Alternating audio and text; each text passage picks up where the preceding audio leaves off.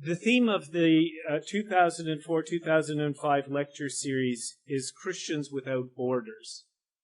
And it has been so far a remarkable series of lectures. The first was Janet Somerville, who talked about the breaking down of borders between liberal, conservative, and radical Christians. The second lecture was by, I forget who it was by, actually. I have to look in my brochure here. I'm just kidding. The second lecture, how could I forget, was Sally McFaig. I was traumatized. It was such a wonderful event. Sally McFaig talked about the breaking down of borders between the borders that Christians had created between the natural world and the human world, so that we began to think that salvation and God's love was really limited to human beings, especially to the souls of individual human beings. And so Sally challenged us to rethink those borders, to think about if human beings really do evolve from the natural world, what does that mean about God's attitude to that natural world? And today we have Paul Bramadat, who will challenge us even further. Paul's talk is called Christian Canada No More, ? The New Religious Landscape. This talk is sponsored, it's sponsored by the Waterloo Region Catholic District School Board and St. Jerome's University. The school board and St. Jerome's University have an official partnership in education. Beyond the official partnership, there are many lines of informal cooperation and communication. And one of the great privileges of my job here as director of the St. Jerome Center is to work with the wonderful people at the Waterloo Catholic District School Board. And so I thank them for their support this evening. As well, I should announce, yesterday we had an extraordinary event in this room. I teach a course, RS100L, a course called Evil. That wasn't the extraordinary event. That was just one of my usually boring courses. The extraordinary event was a panel discussion featuring two speakers, Pierre Richard Pierre and Cassandra Jerome, who were here from Haiti and talked to my students about the effects of colonization on Haiti and the evil that persists in that society. And I wanted to mention that because it's part of an ongoing event called Eyes on Haiti, an event sponsored by the Federation for International Development, a local charitable organization that hopes to encourage autonomy and freedom among Haitians who live in the poorest nation in the Western Hemisphere. Part of that involves a screening of an extraordinary documentary called The Agronomist. And one wouldn't naturally think that a title like that would inspire you to go see a movie. But this is an agronomist who became a radio show host who in turn challenged the injustices of the Haitian regime. And like many people who speak out on behalf of the poor, he suffered the ultimate penalty. He was assassinated.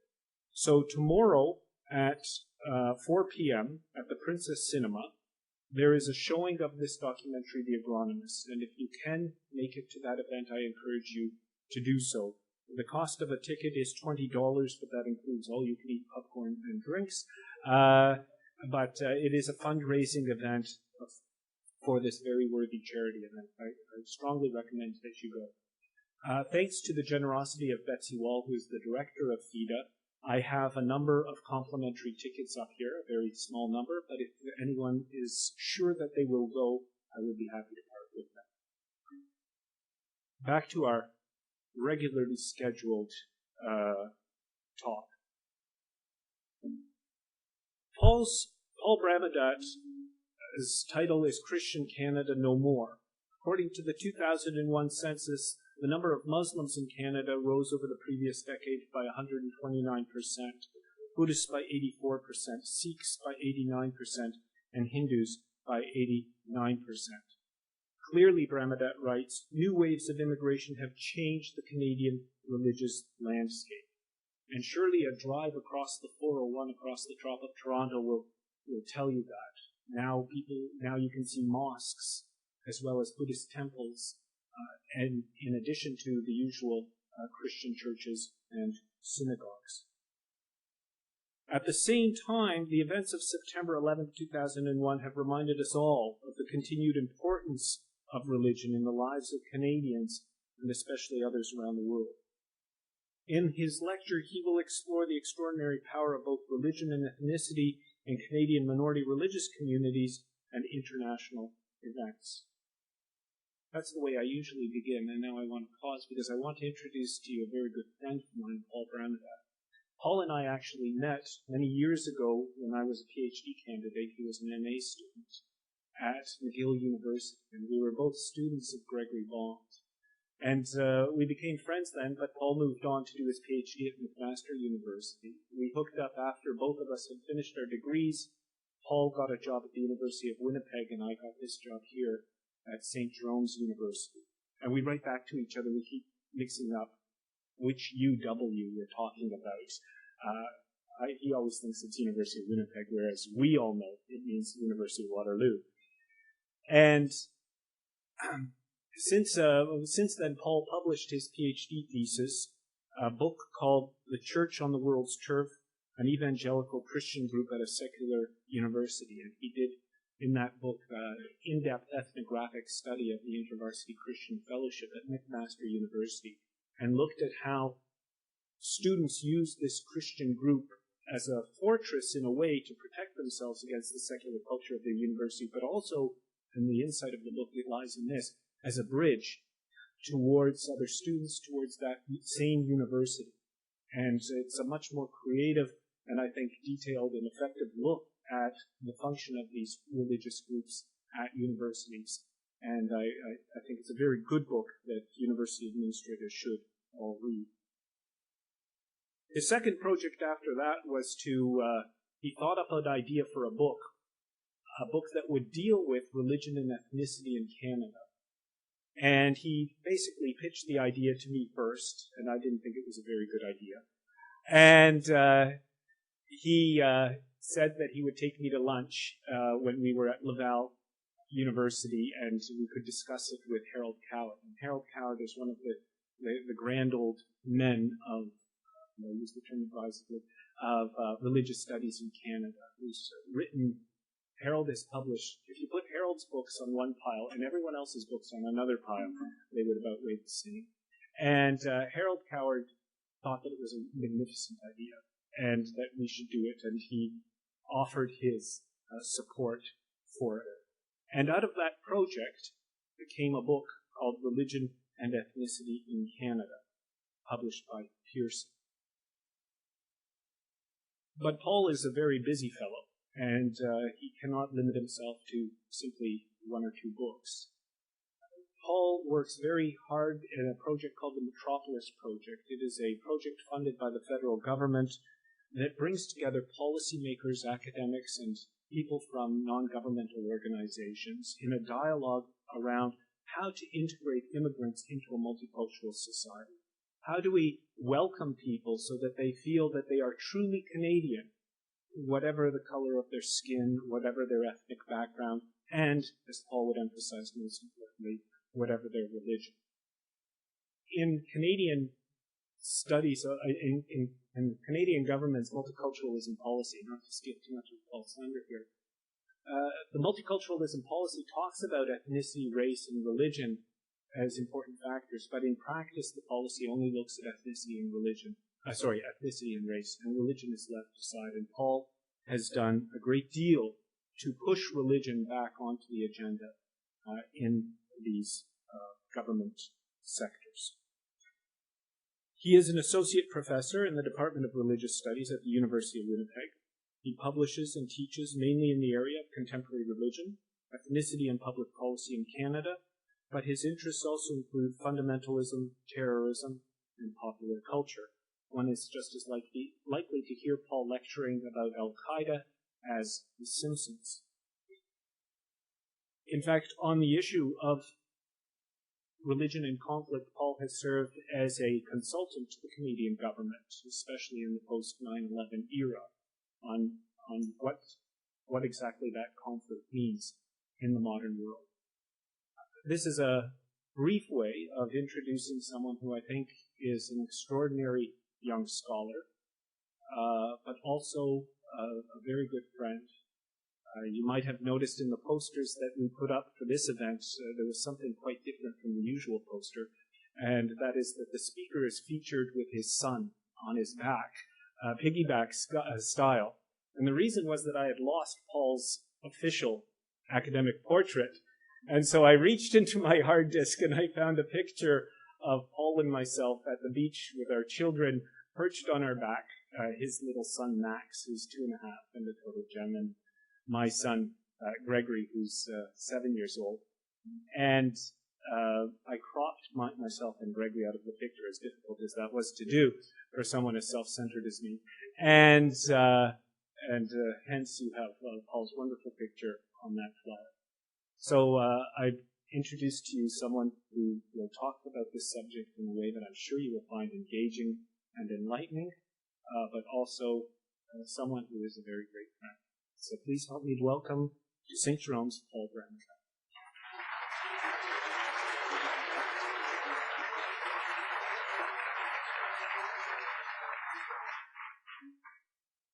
Hello, everybody. Good evening. I am very happy to be here. I did my doctoral studies at McMaster University, as David explained. I also met my wife, who grew up just outside of Guelph here, and so it's lovely to be back.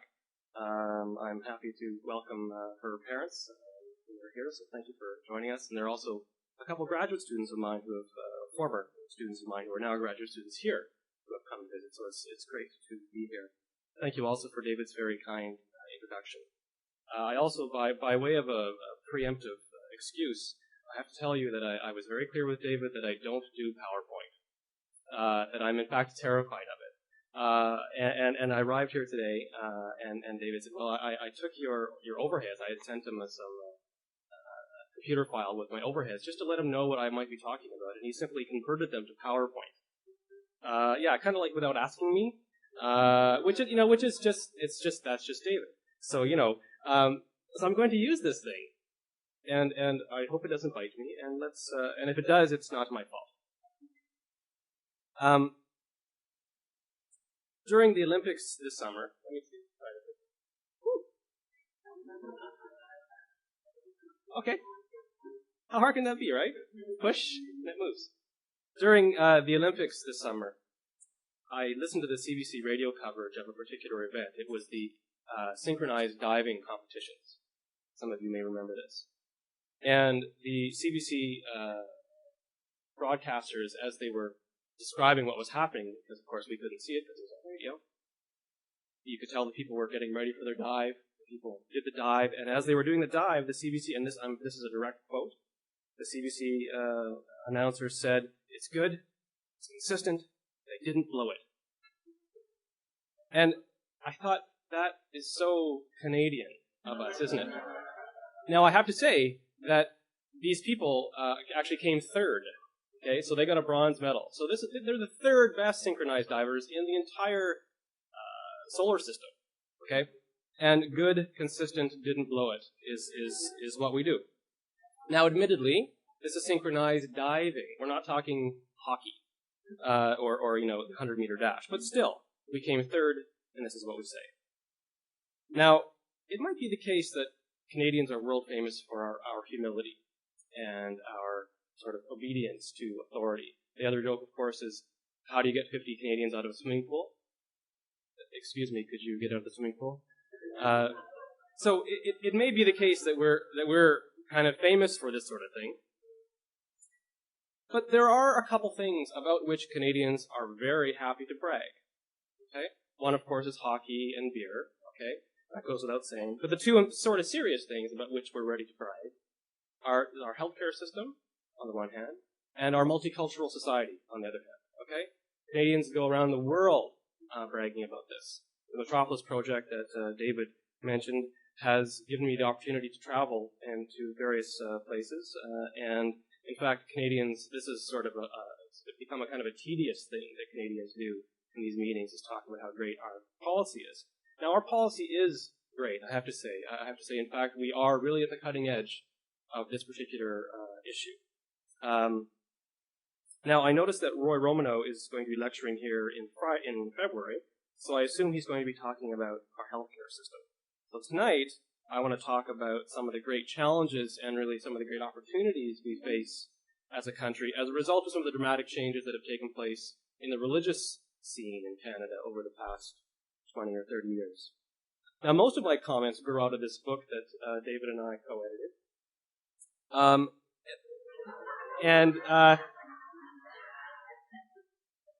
Most of it, what are you laughing about? Most of it grows out of this book, okay? But the Department of Canadian Heritage in Ottawa recently asked me to provide them with kind of a full critique of the way the multiculturalism program does or doesn't deal with the question of religious diversity in the way it deals with diversity. As David mentions, in fact, the whole concept of religion is all over the multiculturalism policy, but in fact, they do very, very little about it in a direct sense. Now, it's become almost sort of a cliche, really, to say that I didn't put that in. Okay, David added that. It became almost a cliche to say that things are changing in religion in Canada. Okay, but according to here's where it gets serious, so no more laughing. According to the 2001 census, what do these changes look like? Okay. Now, I'm not going to bore you with a lot of numbers. I'm putting the numbers all up at the beginning of the lecture. But let me just sort of go through some of the major changes, okay? Then I'm going to sort of summarize them a little bit. In the recent census that we had, which was in 2001, in Canada we ask questions about religion every 10 years. That is to say, every second census, okay? So it's a pretty good thing, in fact, because it gives us a sense of how things are changing decade by decade. So it works out pretty well. So, in the 2001 census, we learned that 76% of Canadians identify themselves as Christians. That's down by, 6%? 8%? 6? Yeah, see, religious studies, not math. 43% of Canadians were Roman Catholic in 2001, which is a slight increase since 1991. Now, some of you here who are Catholic will kind of breathe a bit of a sigh of relief at that, and go ahead and do that if you want. Part of the reason that the numbers are fairly solid or stable for Catholics is because of immigration from the Philippines and Poland and other principally Catholic places, but also because in Quebec, because of the power of Quebec nationalism and the link between Quebec nationalism and the Catholic Church, okay, that it's been always sort of a part of the Quebec nationalist sensibility that you were also Catholic, regardless of whether you actually believed anything, went to church. So that's one of the reasons that the numbers are sort of buoyed up a little bit. Canadian Protestants have declined from 35% in 91 to 29% in 2001, and there's been a significant growth in the unaffiliated conservative Protestant traditions. Jewish population has grown by about 4% in the past decade. The growth is principally in the area of the sort of ultra-Orthodox Jewish populations. They place quite a high emphasis on large families. The number of people aligning themselves with Aboriginal spirituality has increased by 175%. That's quite a large increase. But when you look at the actual numbers, we're only talking really about 30,000 people here. So it's not hard to increase that much when you're talking with a small group to begin with. Similarly, the number of people considering themselves pagans, which includes the category of Wiccans, increased by 281,000. Again, though, the size of the population is 21,000, so again, we're not talking about a huge community. The Muslim community, as David mentioned, the Muslim community has grown by 129% since 1991, and they now number about 580,000. It's quite considerable. The Hindu and Sikh communities have each grown by about 89% in the past decade, about 300,000 and 280,000 Hindus and Sikhs, respectively. The Buddhist community has grown by about 83%. The religious nuns, and this is an interesting category, has increased quite dramatically, 44% increase from 12 to 16. This is a very puzzling category. We're not going to go into it in depth tonight. some of the people in the religious nuns category, that is to say people who say they have no religion. Some of them are true religious nuns, which is to say they've thought about it, they've come to the decision that there's no point in having religion and they aren't any. Other people, it's a kind of a transient category, that is to say they might just be this for 10 years until they have kids and or start facing difficulties in their lives. And for other people, it's a simply kind of a bug off, mind your own business kind of answer. In other words, you don't ask me questions about my religion, and they put themselves in this category. It's a bit iffy about what that means, but nonetheless, this is a very fast-growing category in Canada. Millions of people, literally. And one of the interesting things I found about some of the recent data is that religious attendance, which is in a sense where the rubber meets the road in some of these questions, has fallen from about 53% in the late 50s to about 19% in 2000. Okay? This figure comes from a different survey. And in 1990, it was 24%, so it's going down pretty consistently. So, let me say that there are three major trends, three major changes that we can see coming out of this data. First is that there are significant changes, and really we're looking principally at declines within Christianity, especially kind of mainline Christianity. Second, there's a growing tendency to kind of opt out, to reject some of the sort of initial categories altogether. These are people who are the nuns, who are turning their backs on institutionalized, organized religion. And then third, there's a dramatic growth within the major non-Christian traditions associated principally with sort of visible minority communities, Muslims, Sikhs, Hindus, Buddhists, Chinese, Aboriginals. Most of what I want to talk about tonight really concerns the third shift, okay?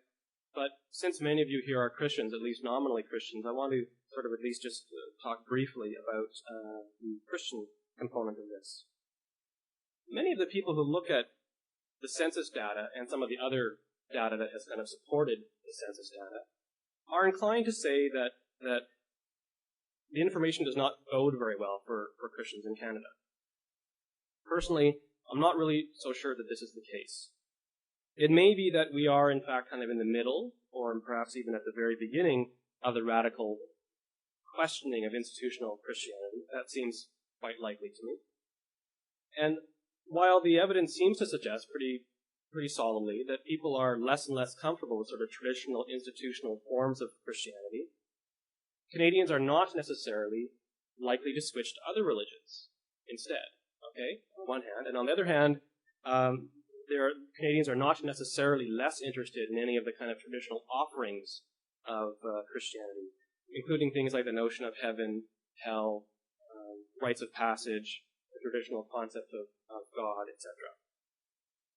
Now, my talk tonight is called Christian Canada No More? ? Increasing religious diversity, individualism, and the decreasing attachment to Christian institutions are indeed making Canada less formally, less demonstrably, and less officially Christian all the time. While the situation looks kind of bleak, it may be the case that this, if you will, the tree of Christianity is going through a kind of a post-colonial pruning process. David said, make sure in your talk you have at least one lame metaphor. And so, there it is. Okay? But I have to follow them because every metaphor has two parts, at least. While it's still too early to know what shape the tree will take, it is clear that the overall forest in which it lives is now a great deal more diverse. Before I had children, I looked at people who had children and who told lame puns like that, and I thought, oh man, please, because I saw a correlation between lame puns and people who had children, and there it is. Now, the headline-grabbing story of this information is the fact that Hindus, Muslims, Sikhs, and Buddhists, their communities have either doubled or nearly doubled in the last 10 years. I want to argue tonight that we're not really prepared for this. We're not really prepared to respond meaningfully to the kind of challenges that these changes pose for us. One of the most problematic parts of these changes is the fact that there's a tremendous kind of overlap between ethnic identity and religious identity in most of the groups we're going to be looking at tonight. Okay? And that is a really difficult issue that has not been well considered by scholars and it's totally kind of off the radar for policymakers. But look at this list of stories from the last 10 years. The terrorist attacks in September 2001. The proposed changes to the Canadian immigration and refugee policies to advance the so-called security agenda, to sort of tighten up Fortress America. The carrying of ceremonial Sikh daggers or swords in school. The request of Aboriginals that their spiritual practices be supported as part of a holistic mode of treating illnesses, perhaps even not just supported but actually funded.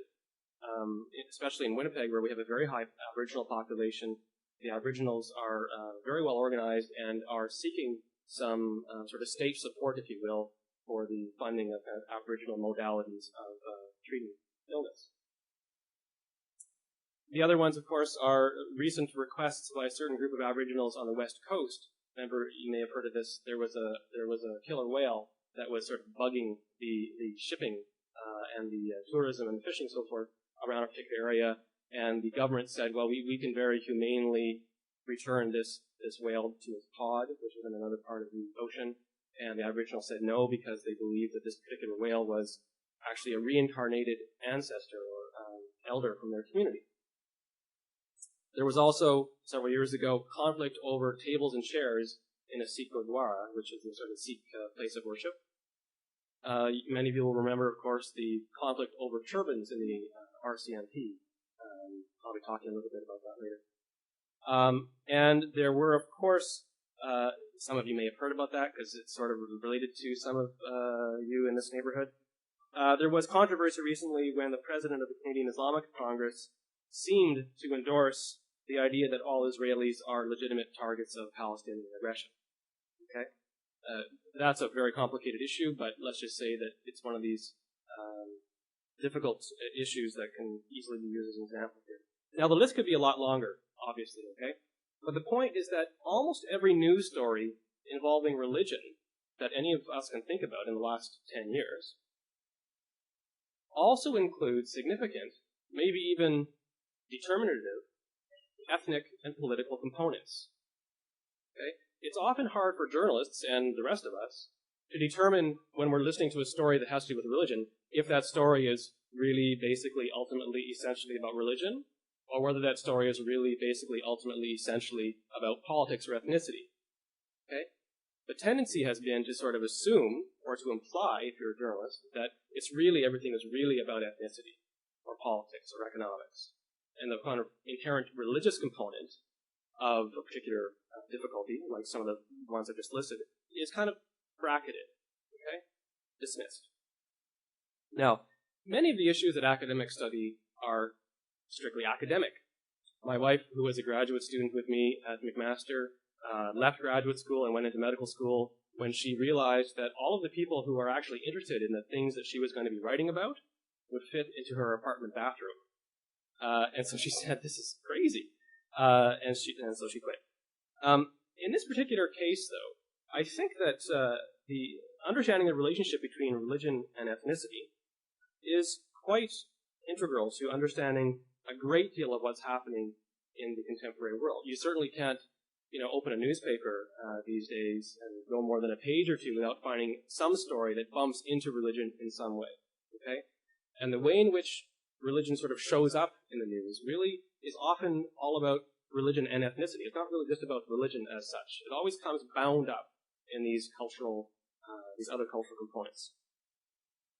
Now, I want to look at a few case studies, 3 case studies, that in some way illustrate the fact that we're not very well prepared to deal with some of these big changes and big challenges. Okay? And it illustrates also some of the kind of odd ways we as a society have come to kind of frame non-Christian religions. First, let's consider Chinese religion. Even that term, even that category, Chinese religion, will make some of you scratch your heads. Chinese religion, what does that mean? Am I talking about an ethnic group, a political group, national group? What is this about? Some scholars will argue that the autonomous traditions, the sort of independent traditions of Buddhism, Confucianism, Taoism, and folk religion, are kind of sort of cobbled together in the lives of Chinese people. And it's true that you can look at Chinese communities and see evidence of these individual strands, okay? Confucianism, Buddhism, etc. But the question is, do these traditions combine in such a way in the lives of Chinese people that we might think of them as people belonging to kind of a separate entity called Chinese religion? Now, look, answering this question properly would involve discussing definitions of religion, methodology, evidence from ancient China, etc. And this would be, frankly, totally boring. So, I can, however, tell you that many scholars believe that indeed Chinese religion is a separate, distinct tradition. Okay? Now, Chinese religion isn't monolithic any more than Christianity is monolithic, right? Nobody here is surprised when you meet one Christian one day who goes to church 3 times a week, who prays twice a day, who tithes, who is sort of fully devoted to the church. You meet another Christian who almost never goes to church, would never think about giving money to the church, never reads the Bible, never prays, okay, or only prays when they get sick, which is like many of us. It doesn't really strain anybody's imagination to imagine that both of those people are Christians, right? Just the same thing in Chinese religion. There's a whole variety of ways of being involved in this thing. One of the reasons we even need to make the claim that Chinese religion exists as a sort of separate entity is that when many people in the West consider non-Western religions, we bring to that consideration all of the kind of intellectual baggage that is attached to our own traditions, okay? Now, that's to be expected. But it's worth remembering that many religions won't seem like religions when in fact we're looking in those religions for kind of tidy parallels to the concept of, say, clergy or theological cohesiveness or bureaucratic centralization or a single text or a single prophet, okay? These are, in a sense, Western concepts that if we look for a sort of a tidy analogs in other traditions, you might not find them. Okay. Now, let's say, for the sake of argument, that you accept the argument of many scholars that Chinese religion is a thing, is an entity. And let's say you accept the argument that is made in our book and elsewhere that Chinese religion exists among Chinese people in China and among the 1.1 or 2 million Chinese Canadians. Now, it would make sense for you then to ask me, well, how many members or adherents of Chinese religion are there in Canada? That would make sense for you to ask that. But you couldn't, I couldn't answer that question because, in fact, Statistics Canada does not provide Chinese religion as one of the options or suggestions on the census.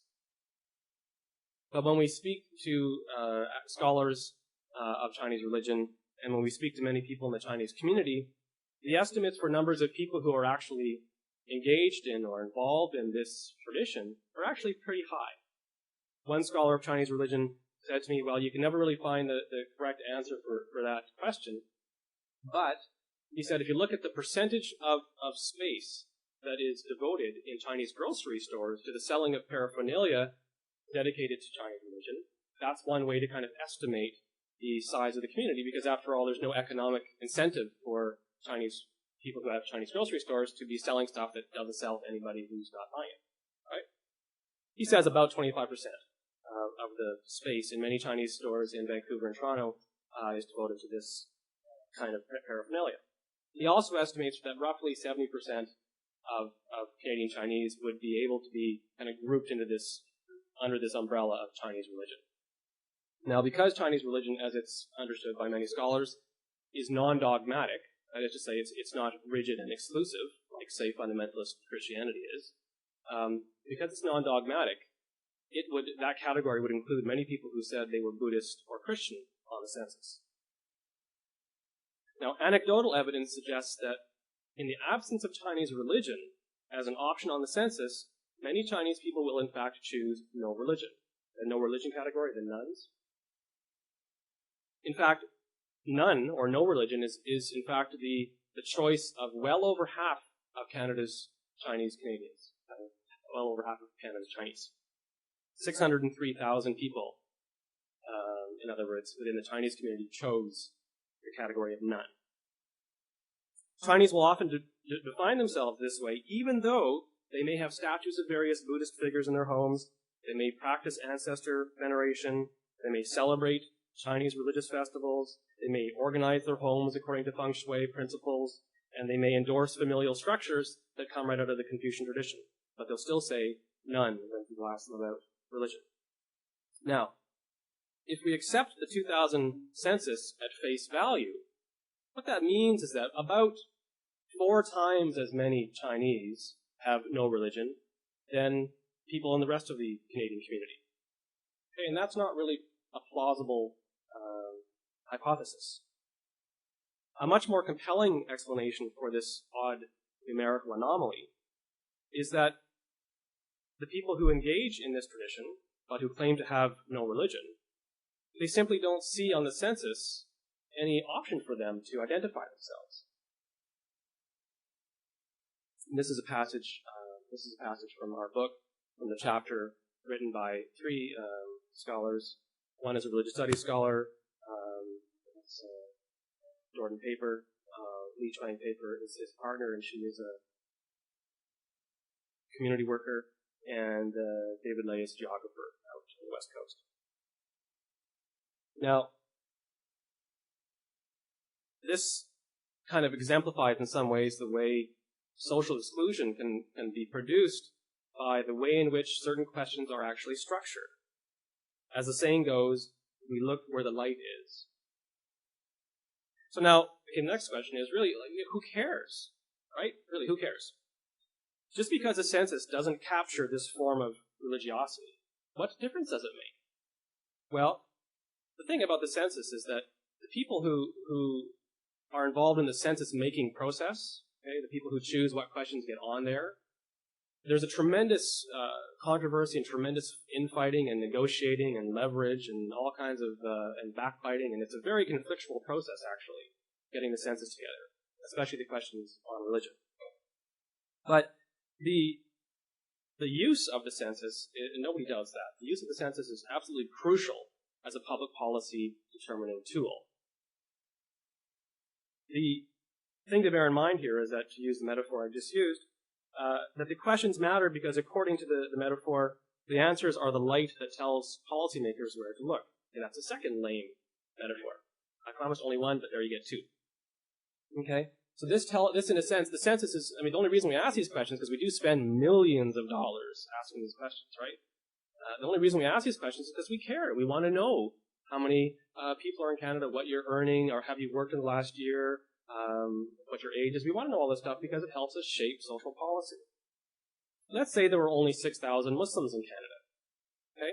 The government would still have a kind of a duty to pay attention to them, to treat them well, and to heed their claims. But when the census tells us that, in fact, there are more like 600,000 Muslims, more than 6,000, so let's say the census says that there's more like 600,000, then it means that the claims of the Muslim community will have a great deal more clout. Okay, and we already see this happening. The federal government has proven itself to be quite interested, actually, in claims of religious discrimination that are suffered by Muslims. Now, this is not just because the Canadian government isn't paying attention just because the Muslim community has very good PR workers, okay? It's because the Muslim community can say, we're growing, you need to pay attention to us, and they can prove that they're growing.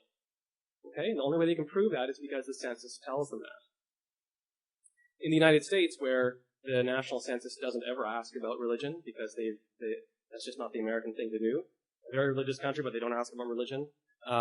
I was at a conference in New York 2 years ago, and one of the leading scholars in the United States on Islam, he said, well, we really don't know how many Muslims there are in the United States, somewhere between 2 million and 8 million. You know, and I was very pleased. He spoke just before me, and I got up and I said, well, in Canada there are 572,600. You know, I gave the exact number because I happen to have it there. And so we actually know because we care and we believe that knowing these kinds of things helps to shape policy. Now, the majority of Chinese, in other words, belong to a religious tradition that fulfills some of the same functions in their lives as Islam does for the about 600,000 Canadian Muslims. That is, Chinese religion provides a common set of symbols. It provides a context for forming bonds of solidarity.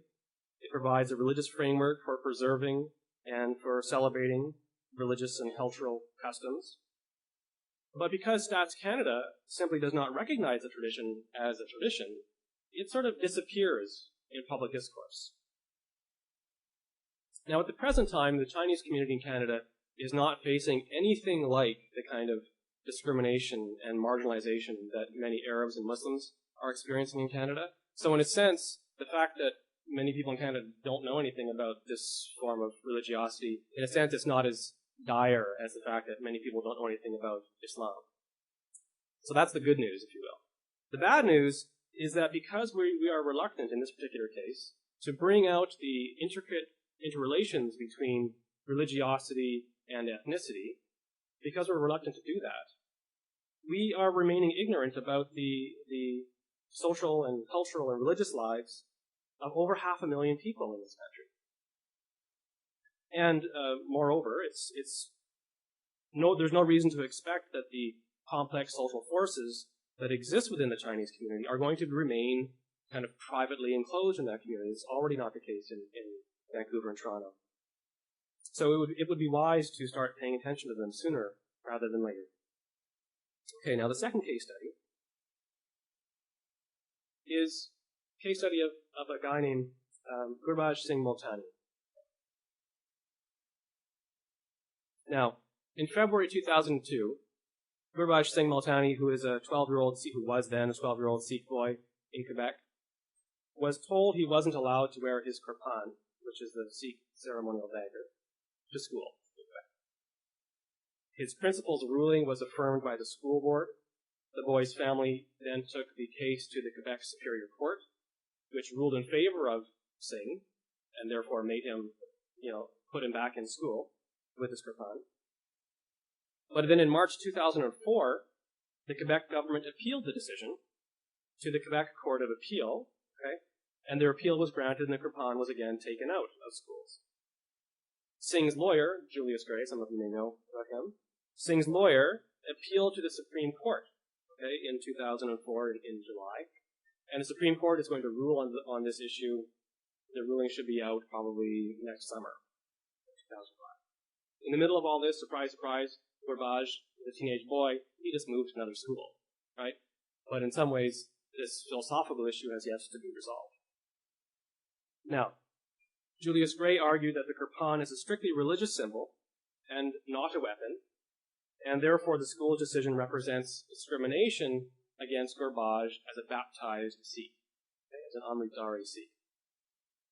Because all Sikhs are expected to carry or to observe the 5 Ks, which are here. They include, the reason they're called the 5 Ks, obviously, is because they all begin with K, Punjabi words. Uncut hair, traditionally bound by a turban. Kanga, small wooden comb used to manage the long hair and to symbolize cleanliness. Kara, a steel bracelet. Pacha is a pair of undershorts meant to symbolize self-control. And the kirpan, a short sword. It's about this big. And various lengths, but typically about that. Now, the school, as you can imagine, argued that the kirpan is a weapon, and it falls under their policy of zero tolerance for all weapons. And they said that the safety of their pupils had to take precedence over the wishes or the religious wishes of one student. Now, it's likely that the Supreme Court is going to rule in favor of Gurbaj. I've talked to a few lawyers on this. They say that really all of the case law will support his claim, and really there's a lot of kind of best practice scenarios from other provinces where this hasn't been an issue in other provinces. In fact, in other parts of Quebec, it's not even an issue. It's kind of handled on a school-by-school basis. So Gurbaj will probably be able to wear his kirpan in school later on. As well, to the best of my knowledge, no violent schoolyard incidents involving kirpans have been reported in Canada. Now, a bit of a philosophical digression. The late philosopher George Grant from McMaster, in one of his famous essays, he criticizes the naive notion that a particular object does not impose on you the way in which it should be used. He was actually talking about computers. He said that the computer does not impose on me the way in which it should be used. And he was actually kind of trying to grapple with that, trying to criticize that naive notion of the object. If you want to build a fence, I'm going to have to confer with my father-in-law, who's a carpenter, and he can maybe tell me if this is correct or not. If you want to build a fence, Tony, tell me if this is wrong. You could use a stapler, okay, as a hammer, because you could hammer the nails into the fence with a stapler. And if you want to staple some papers together, I'll have to ask David because he's an academic. You could use a hammer to push the staples through the paper. But it sort of remains the case that the hammer is really designed for and really good at hammering, and the stapler is really designed for and really good at stapling. That's kind of what they do. What many people, especially Canadians, we do this nice thing very, very well, right? We make all kinds of assumptions about the basic niceness of everybody. It's kind of a multicultural sensibility we have. Let's argue it. That is, the kirpan is designed for, and one assumes it will be really good at, stabbing people. Nobody really wants to quite say that. And since I have tenure somewhere else, I can say here. I want to follow this immediately by stating quite emphatically that this does not mean that Sikhs are any more likely to kill people than anybody else, okay? It just means that it's inappropriate to think of the Quebec government as totally irrational and xenophobic on this issue. In response to the school board's position on garbage, Sikhs uniformly presented themselves as inherently peaceful people, and the kirpan was typically presented as a kind of a harmless symbol, no more likely to be dangerous than a crucifix or a hijab or a yarmulke. These are other issues that have, of course, been settled in other areas of public discourse. Garbage's lawyer pointed out that, in fact, students are not just allowed, but are, in fact, required to bring sharp, pointy objects like geometry protractors to school, and students are required, in most cases, to participate in physical activity classes and therefore to use baseball bats. And students are allowed to go into shop classes where they have very sharp knives, and to go into the cafeteria where they have very sharp knives. And nobody freaks out about that. His point is simply that if you want to hurt somebody in school, there's lots of ways you can hurt somebody in school. Right? In fact, they provide you with all kinds of tools to do that if you really wanted to do that. Okay? And Garbage's lawyer also underlined the fact that there is no precedence in Canada of Sikhs beating up on non-Sikhs with their kirpans. Look, these are all good arguments, okay? These are all true and fair and good arguments. People, however, who are familiar with Sikh history and the history of northern India will know that throughout the few centuries that Sikhism has existed, Sikhs have faced tremendous conflicts and tensions with neighboring Muslims and Hindus. That's just sort of a nature of the geopolitical space in which Sikhism emerged in northern India. Now, the kirpan was originally intended to enable a Sikh to defend his faith, okay, to defend himself, and to defend the innocent. And it was also meant symbolically to indicate his willingness to do these things. Okay, so it had a kind of a real function and a symbolic function. And the real and symbolic and ongoing conflicts between Sikhs and the Indian government are, of course, quite well documented. And also, interestingly enough, within the Sikh community in Canada, especially in British Columbia, there are ongoing, serious, and actually sometimes violent conflicts over the question of whether or not it's necessary to have their own state called Khalistan in northern India. So since Sikhs are, according to some, still threatened by a variety of external and internal forces, the kirpan's symbolic and real significance is still quite potent. Okay? It's still quite potent. It's a little problematic to say, as some have, that the kirpan is not a weapon. It is a weapon. But it's a defensive weapon, the use of which is very tightly circumscribed by Sikh customs and by religious sensibilities. Okay, that's an important thing to add. The fact that it has not been used in Canada as a weapon is quite remarkable, especially given the fact that many Sikhs in Canada have been at the receiving end of all kinds of discrimination and violence and marginalization at the hands of the sort of dominant white community. Okay, the fact that it hasn't been used in Canada, even though Sikhs have very often been discriminated against and beaten up and so forth because they're Sikhs, it should indicate to us that school kids in Quebec don't have a lot of reason to be all that afraid about what's going to happen if they had the kirpan in their schools. Now, But the history of the Kirpan itself and George Grant's insights should at least lead us to be cautious before we jump to the premature conclusion that the Quebec government is, again, xenophobic. In contemporary Canada, where almost nobody is familiar with the religious history and significance of the Kirpan, non-Sikhs they tend to believe that restrictions on the Kirpan, like the one from the Quebec government, are again paranoid, xenophobic, etc. And in English-speaking Canada, there is this tradition of feeling that Quebec is frightened of outsiders, is mean to its minorities, and so forth. And while there are some reasons to believe that in some way, the Quebec society has been actually in some ways quite progressive on these issues. Now here's the problem, though. Largely because in Canada, our provincial education systems do not require students to learn about religion. Our population, even the elites in our population, are woefully ignorant about religion. And I'm not just talking about other religions, but all religions. For this reason, we're not really prepared to deal intelligently and rigorously with questions like the kind of questions that emerged after the Gurbaj Singh case. In public discourse, we tend to hear one of two claims. From the schools and from the critics of multiculturalism, we hear that the Kirpan is exactly like a switchblade, and eventually it will be used to hurt people, and therefore it has no place in a school. From insiders and from kind of naive proponents of sort of a nice form of multiculturalism, we hear that the Kirpan is an entirely harmless object, on par with the Sikh turban and bracelet, which Canadian society has become much more comfortable about integrating. Surely, the truth lies somewhere between these two claims. The religiously required Kirpan is a weapon, as I said, but it's a weapon the use of which is severely restricted. Many decades of peaceful diaspora existence in England, in Canada, in the United States should prove to us that the Kirpan is not really going to be a big issue. You have bigger problems to worry about. You want to worry about a big issue? Worry about crystal meth. Worry about gangs in various cities. You want to worry about a big issue? Worry about one of those. The Kirpan is not going to be a big issue. Now,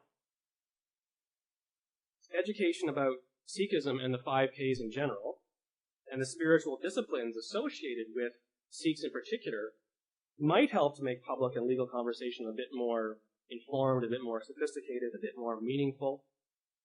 And my point here is that without an informed public conversation, we're never really going to be able to deal with these issues meaningfully, and so they're always going to end up in the Supreme Court.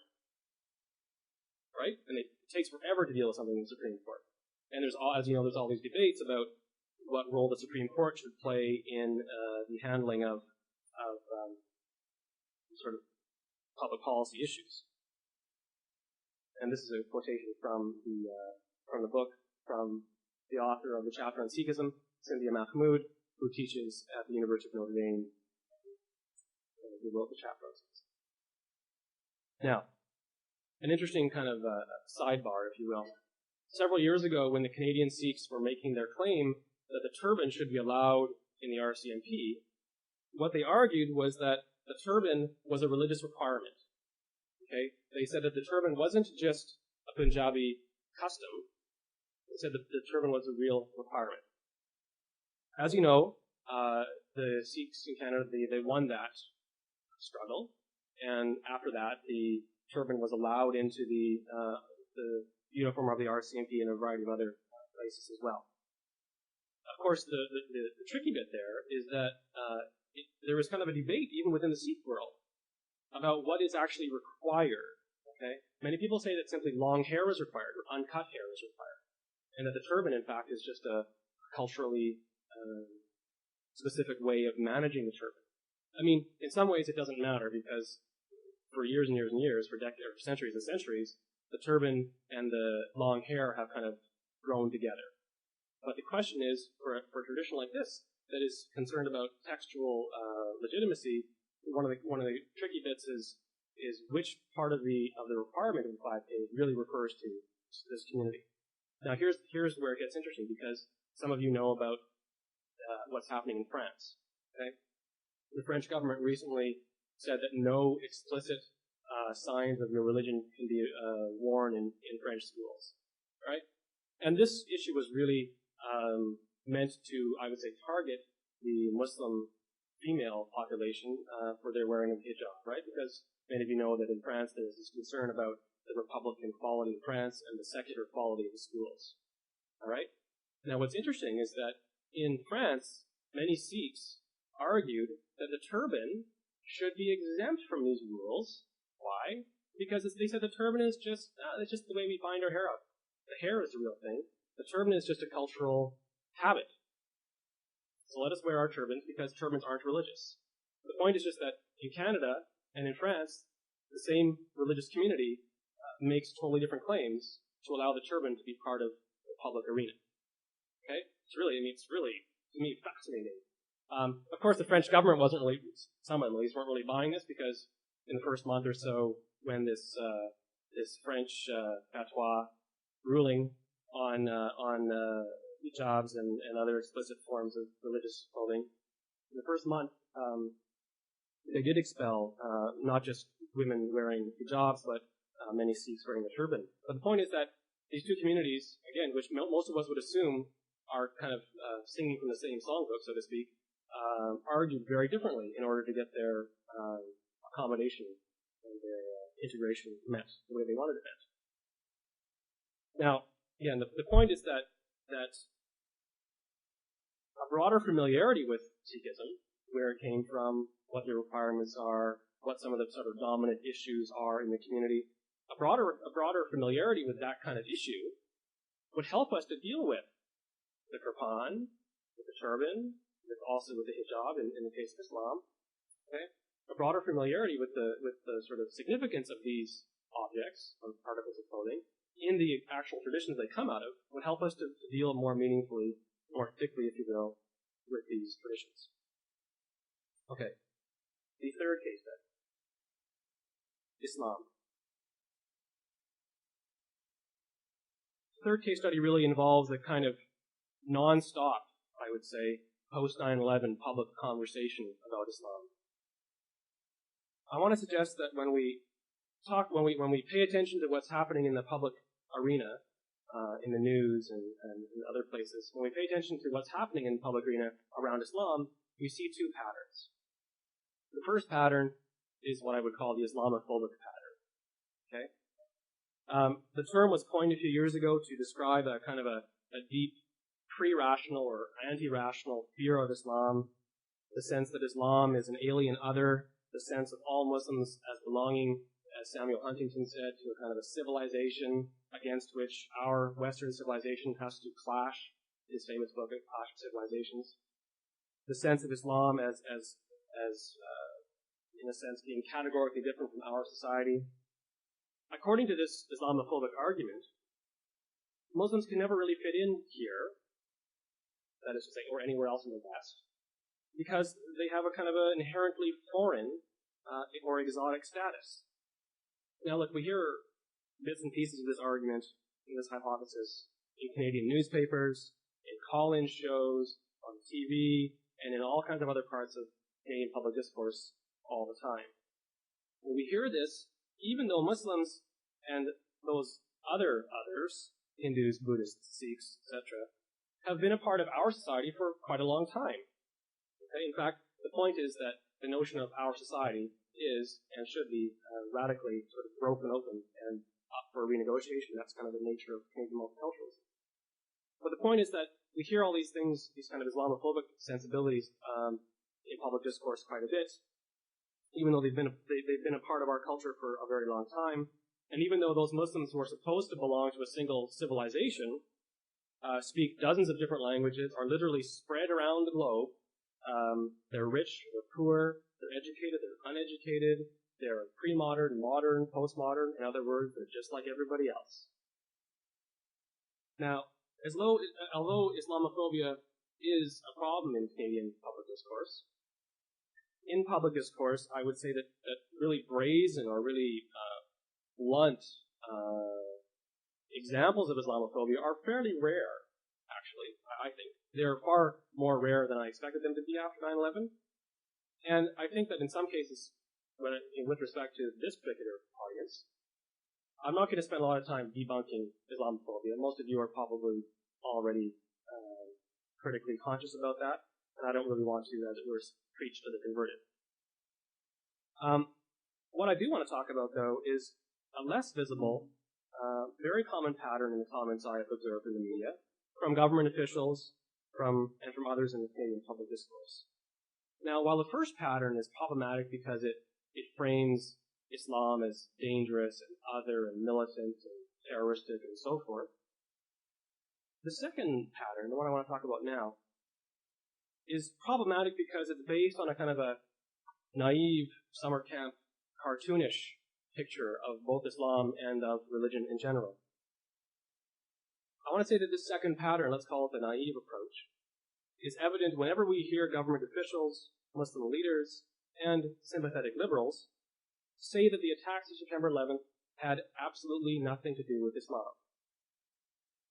These attacks, Bush, Blair, and Craig Chen assured us right after they happened, were simply criminal, political, pathological, acts. A strange and kind of rock-hard consensus on this issue emerged pretty early on after the attacks, and it's remained quite strong ever since. Now, the naive reading of religion and of Islam can be summarized as follows.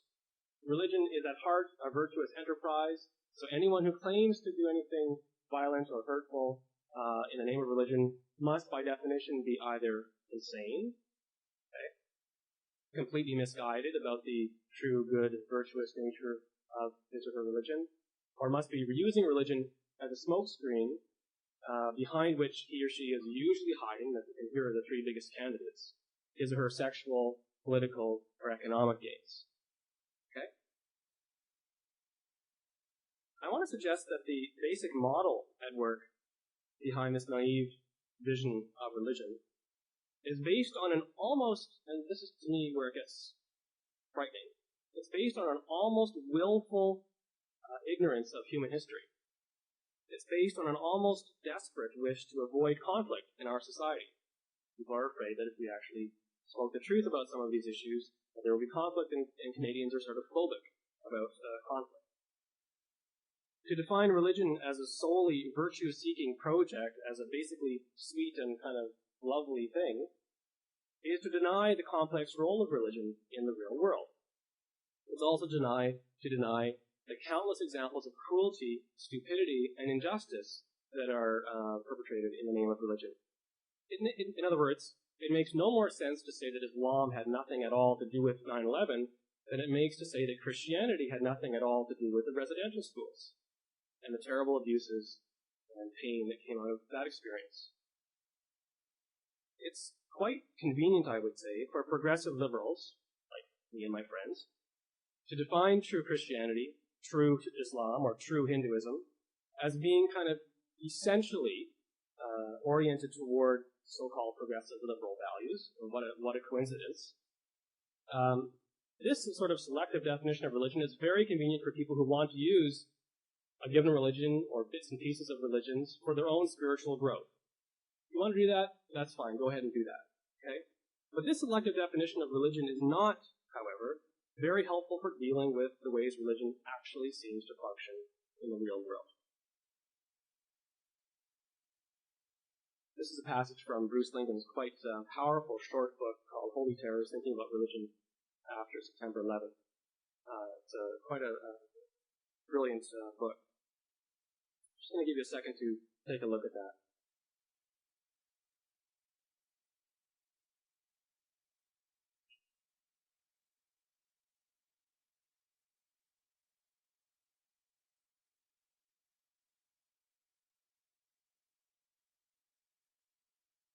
Let me suggest that Islam is like every other human structure.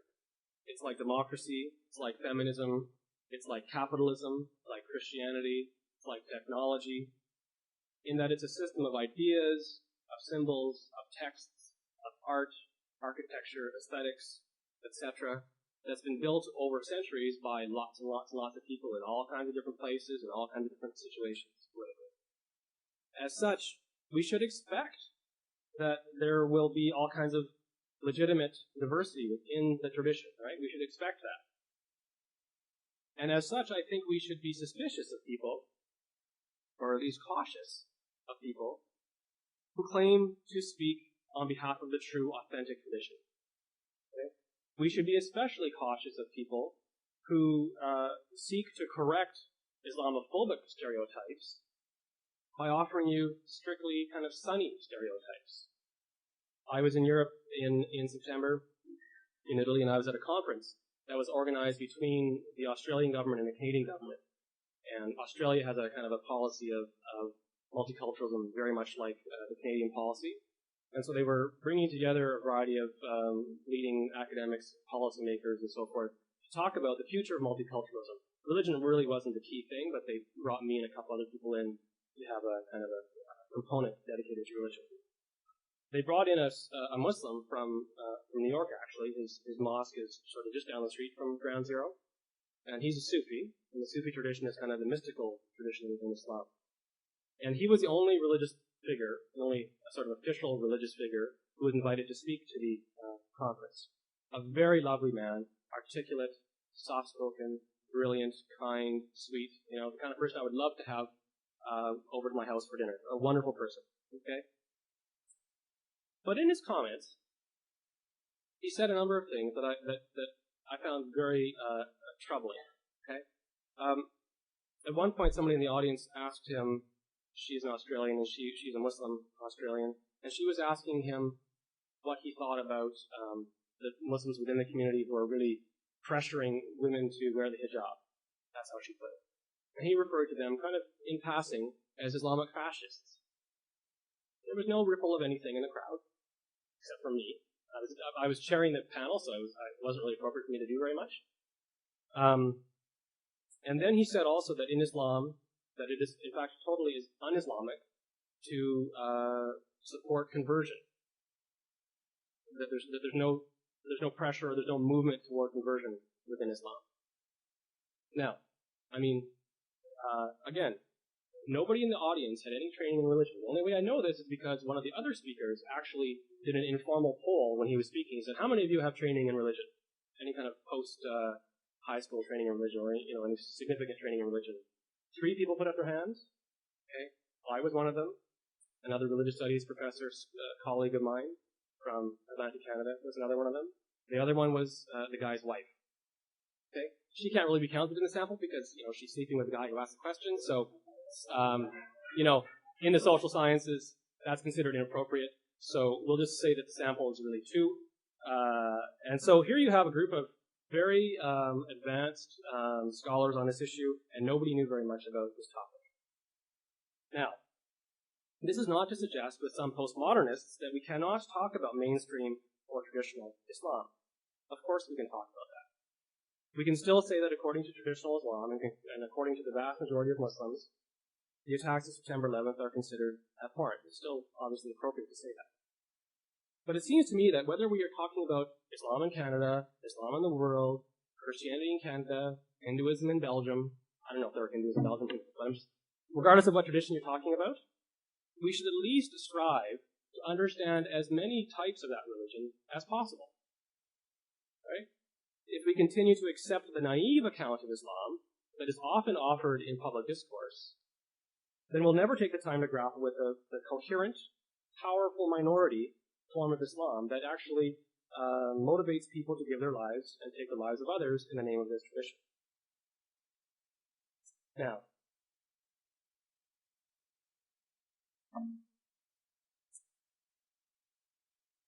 the political consensus that the attacks of 9/11 had nothing to do with Islam may have reduced the post-9/11 backlash against my Muslim friends and colleagues, and I'm glad about that. I think this is a good thing in and of itself, okay? But there are all kinds of laws and customs and policies in Canada that would also prevent that from happening. And it seems to me that our public figures fail if they offer us only simplistic accounts of any religious tradition. Such sanitized accounts of Islam, Christianity, and Judaism, for example, are very conducive to interreligious dialogue, and that's obviously a very important thing that needs to happen in our world right now. It's far easier to get people to come out to interreligious dialogue conversations if people don't think they're going to be attacked, right? But the problem about these naive accounts of Islam or any other religion is that the kind of people who are drawn to these conversations are the kind of people who were already inclined to like each other in the first place. A couple of years ago, I went to a forum that was described as a forum for the discussing of what's happening in Israel-Palestine. And the problem was the only people who were invited as official speakers were Palestinian refugees, Israeli peace workers, and members of the local Palestinian solidarity movement. So, there were no disagreements. Very good coffee, but no disagreements. Now, it seems to me if we want to foster productive conversations between people who actually disagree fundamentally, we have to kind of get them in the same room. And we're not going to do that as long as we are relying on these very sunny, naive kind of pictures of Islam or Christianity or any other religion. I think we don't need to choose between either misleading negative stereotypes of Islam on the one hand or misleading positive stereotypes of Islam on the other hand. I think, at the very least, the common kind of either-or picture of religion that we get in public discourse is not really working. Now, I'll just cut to the end. Possible solutions to the problems that I've outlined. The first is mandatory education. Okay, let's assume, for the sake of argument, that you agree that the three case studies I've outlined indicate that in some ways we're not really prepared to deal with what's happening in our country and in the world religiously.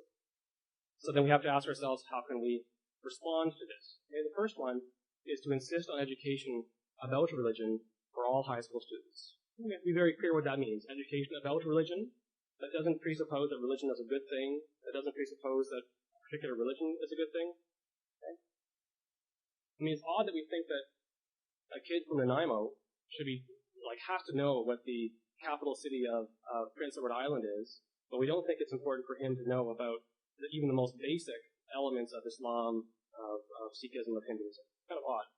Second, refuse to allow people in public discourse to evade religious issues. Okay? Insist that they are open to and trained to discuss these sorts of issues. And third, challenge or discuss or nuance the secularization hypothesis. An increased religious literacy would help us to deal with the fact that religion is not going away. It doesn't matter if you like religion or not. It doesn't matter if you like a particular religion or not. That's totally irrelevant. The fact is it's not going anywhere. Okay, so you better get used to it, and you better get informed about what it's about, because it's not going anywhere, and in fact it's going to continue to be at the forefront of our public discourse. In conclusion, after George Bush's re-election recently this month, many journalists in Canada and the United States sat around kind of scratching their heads about how they had so underestimated the power of the conservative Christian community, or the voting bloc. Given all the solid research that exists on this community, it's kind of odd that these academics sort of missed that. There was actually a special section on CBC on this very issue. But this is the point, isn't it? Some of the leading American intellectuals, policymakers, journalists, etc., were so out of touch with the country they're supposed to be discussing that this crucial component of the election slipped under their sort of proverbial radar. Now, the evangelical Christian population in Canada is about 1/3 the size of it as it is in the United States, and our evangelicals tend to be far less political and politicized. But in Canada, one of the most pressing challenges and opportunities that we face is dealing with some of the demographic changes that I outlined at the very beginning of our lecture. My hope is that with some concerted effort, with some compassion, in 10 or 20 years' time from now, Canadians won't also be sitting around kind of scratching their heads saying, geez, how did we miss this? Thank you.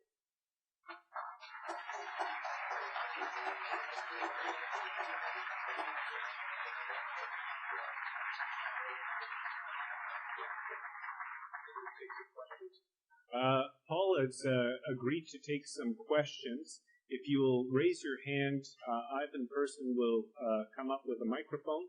I'll ask you to speak directly into the microphone in a clear voice. So, do we have a first question, please? I'm strongly supportive of your possible solutions. I'm fine, thank you, Paul. I strongly support your possible solution. Two organizations locally, which I think they're limited in the ways that you suggested because we all like each other to start with. But I wonder if you could comment on how these two organizations might perhaps do more to address those possible solutions. They are Interfaith Grand River, our local interfaith group, and the Unitarian Congregation of Waterloo. Because I'm a Unitarian myself, as you probably know, but a backsliding Unitarian, if that's even possible, a non-practicing Unitarian. I'm familiar with at least what the Unitarian version of that interfaith dialogue would look like. I'm not sure that I know enough about the other one to talk about how that would work. But I would think for all of them, to try to get people from the religious communities involved who represent what we would call kind of militant or kind of serious or fundamentalist or dogmatic components of that tradition to come and speak to you. To try to find a way to engage them in conversation when you know going in you're probably not going to work out a friendly, happy resolution to an issue. That's the hard part. In Canadians, we don't really do that kind of thing, right? We like to go into conversation with people knowing that they're going to be friendly to begin with. So I think it just takes a lot of practice. As an academic, we're very familiar with that, right? Because we have this kind of adversarial educational model, which is sort of in some ways not very healthy, but we're very familiar with the notion of presenting an idea, having somebody say, well, I don't like this and this about your idea, and then still leaving on good terms and no one kills each other. But I think in some ways we need to bring part of that model to the outside world. I don't know if I answered your question, but I wish I knew more about the other group you were talking about.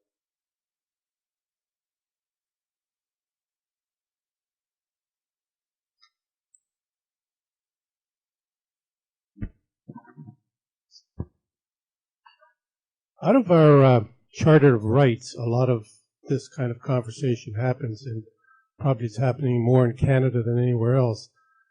And I get somehow confused at times where we're more concerned about rights than responsibilities. And to draw an example about the Kirpan, why isn't there an argument, for instance, that the principal of the school is trying to be responsible in the best way that they can, and the thing drifts over into the religious beliefs of somebody having their right to do that.